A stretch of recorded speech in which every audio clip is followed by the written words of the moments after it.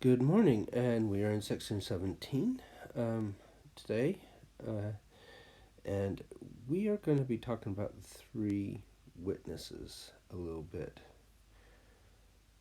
And we'll read through. I think tomorrow we may talk a little bit more about the three witnesses. I haven't decided what we'll do tomorrow because there's quite a few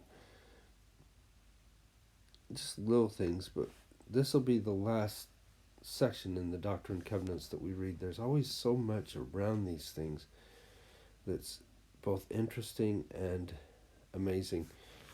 But the great thing about the thing with the scriptures is the scriptures. And I'm finding a lot of fascinating things out, even though I've been in the church for 50 years. I'm finding new things. For instance, the Whitmers are of German immigrants. I think Peter Whitmer Sr. was born in America, but he was born in an immigrant community, and it seems that they would most likely have a German accent to them, which shows in one of the videos that we have. Just little things like that. It doesn't have anything to do with the testimony of or anything like that, but it's just little things that are just filling in around and bringing to life these things, these events, and to feel the faithfulness of these people in their lives. We sometimes have such big panoramic view of what's happened that we don't realize what is happening at the moment. I mean, look back 5 years ago. February 5 years ago, we started hearing about this COVID-19 virus in Asia, in China especially, and people starting to close their borders, and should we close our borders and things like that, which we do in a month's time. But the uncertainty, the not knowing what was going to happen next, and how bad is this virus, what is going to happen, those things were to be worked out. And in hindsight, we look and go, well, we could have done that better, or some places we may say, well, we really overreacted there, but better overreacting than not, or we didn't overreact enough. We didn't react enough to that. It's easy to look in the past what happened, but on the moment, most of us can think back 5 years and think, wow, it was a strange time. We didn't know what to think in February, and it's a bit scary to think what was coming up. And then by March, people were in more of a, what, we're going to close our borders, we're going to stop going places, it became really real. I don't know, I know that's a bit of a tangent, but what I'm saying is these people are living in a moment, and that moment has been translating the Book of Mormon. None of them have seen the plates except for Joseph Smith. No one has. Oliver Cowdery saw them in a dream, but hadn't really seen them. And now, in the translation, it says that there would be three witnesses. It also Martin Harris had to promise that if he repented, he could be one of those three witnesses. So here we are, Joseph Smith. Well, let's read here. Revelation given through Joseph Smith, the prophet, to Oliver Cowdery, David Whitmer, and Martin Harris at Fayette, New York, June 1829. Prior to their viewing the engraved plates that contained the Book of Mormon record, Joseph and his scribe, Oliver Cowdery, had learned from the translation of the Book of Mormon plates that three special witnesses should be designated.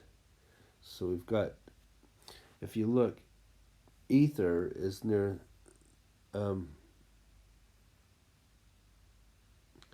the end of the Book of Mormon translation.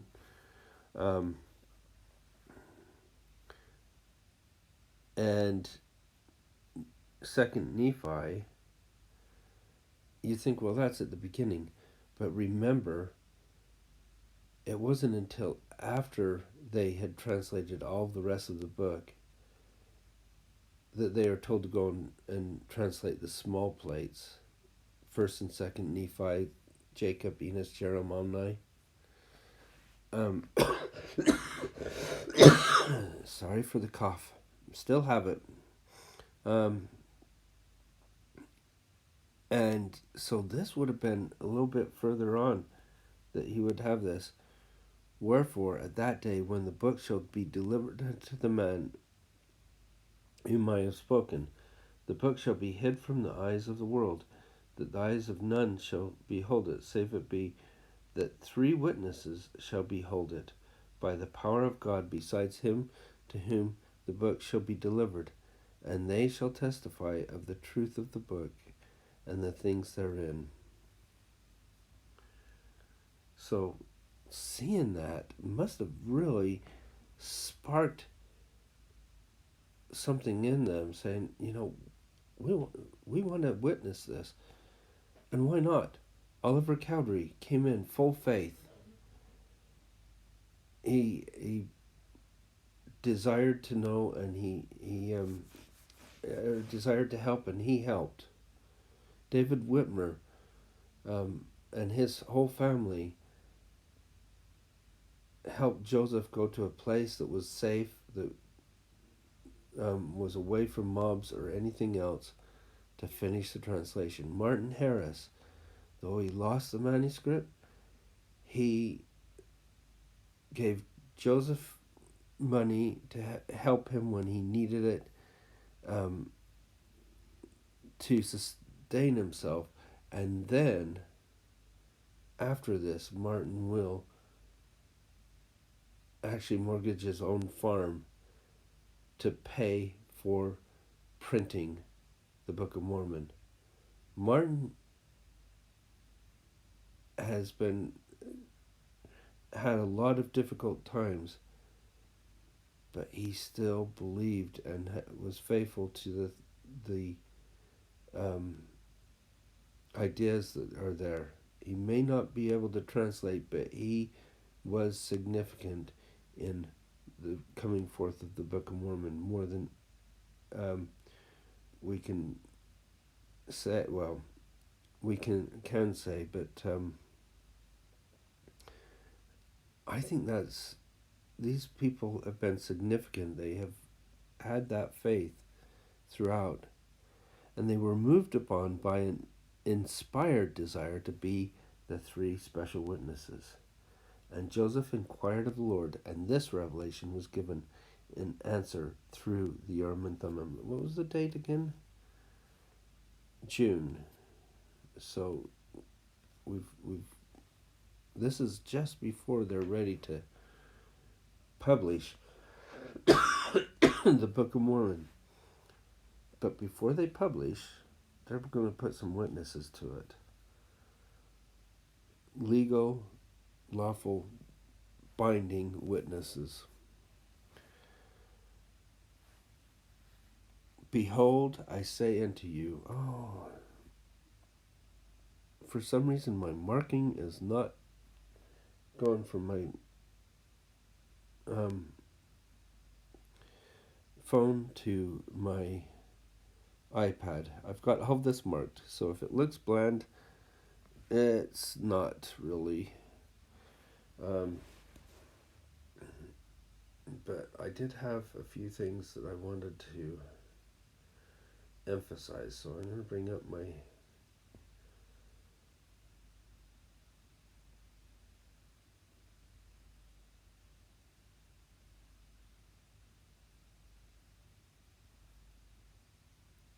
sorry. So I just want to we'll go through this. Sorry, it's not as colorful. I like color, especially because that's what you see. But unfortunately, it did not translate over. I'm going to have to find out why it's not doing that. Behold, I say unto you, you must rely upon my word, which if you do with full purpose of heart. So here's the two things they must do. You must rely upon my word. And if you do it with full purpose of heart, you shall have a view of the place. Wait a minute. It's not, you shall have a view of the place, and then you'll know so well that you won't have to worry about anything. You must rely upon my word first, with full purpose of heart. If you can rely upon my words with full purpose of heart, you shall have a view of the plates, and also the breastplate, the sword of Laban, the Urim and Thummim. Are you getting this list? Which were given to the brother of Jared upon the mount, when he talked with the Lord face to face, and the miraculous directors, which were given to Lehi while in the wilderness, on the borders of the Red Sea. So we have the plates, the breastplate, the sword of Laban, the Urim and Thummim, and the miraculous directors. Now, it seems to me the Urim and Thummim and the breastplate was used in the translation, so I'm sure that some of them have seen that. But those were taken away, and they will be there as part of the things that they witness. The sword of Laban and the Leahona, or the miraculous directors,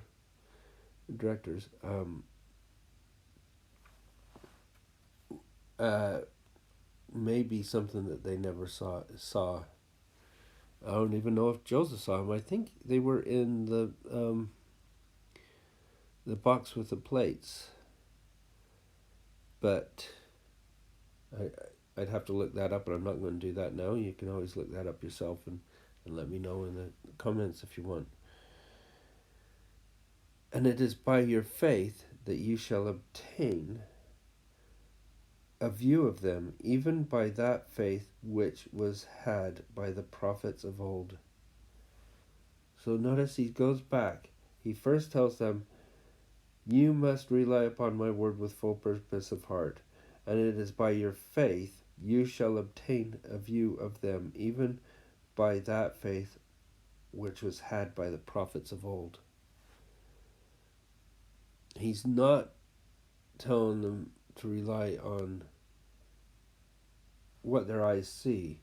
You have the faith first, and then you will have. And after you have obtained faith and have seen them with your eyes, you shall testify of them by the power of God. I think that's really significant. By the power of God, they shall do these things. And here's why. And this you shall do, that my servant Joseph Smith Jr. may not be destroyed, that I may bring about my righteous purposes unto the children of men in this work. Whose work? that I might bring about my righteous purposes unto the children of men in this work. God's work, not Joseph's. He's doing it through Joseph. And ye shall testify that you have seen them, even as my servant Joseph Smith Jr. has seen them. For it is by my power that he has seen them, and it is because he had faith. There's that word again, faith.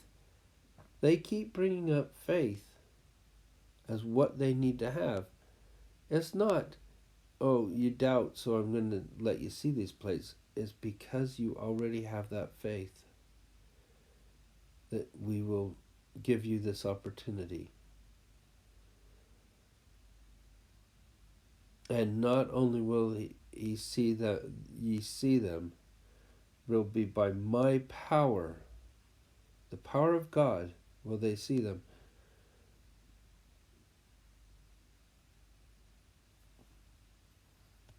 And he has translated the book, even that part that which I have commanded him.